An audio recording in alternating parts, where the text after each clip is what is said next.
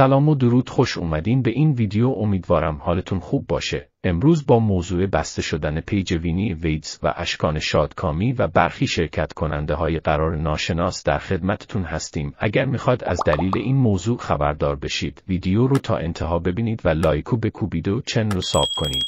تا دیر نشده بریم سراغ ویدیو.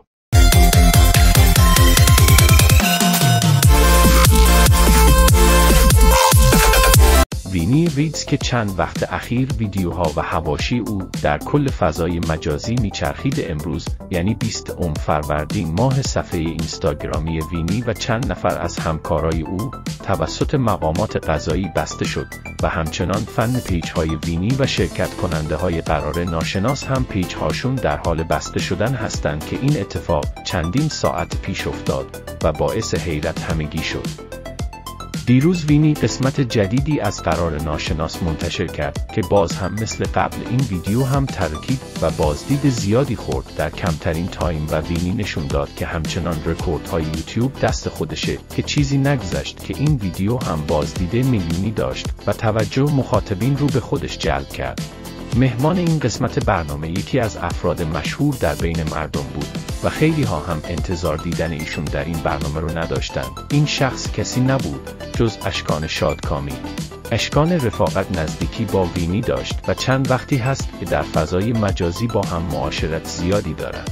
اشکان چندین ویدیو هم با مهمانهای قرار ناشناس داشت که اونها مرام و ستاره بودن. دیروز وینی اون رو در قسمت جدید این برنامه آورد و این ویدیو رو منتشر کرد و تونست بازدید زیادی کسب کنه و باز هم سر و صدا راه بندازه که امروز پیج وینی ویدز و اشکان شادکامی و دانیال چند نفر از مهمانان این برنامه بسته شد که دلیلش مشخص شد.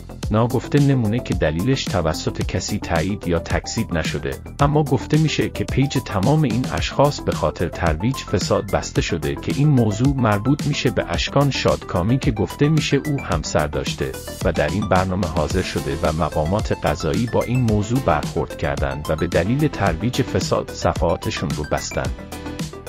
شایعاتی هم هست که اکنون به دست ما رسید و در کانال ها و رسانه ها در حال نشر هست که خبر دستگیری این اشخاص رو توسط پلیس میده، اما به احتمال زیاد این خبر شایعی بیشتر نیست و اونها در سلامت قرار دارند. آرزوی سلامتی و تندرستی داریم و امیدواریم که این موضوع بیش از این واسهشون مشکل ساز نشه و هرچه زودتر بتونن برگردن و فعالیت خودشون رو قوی تر از قبل ادامه بدن.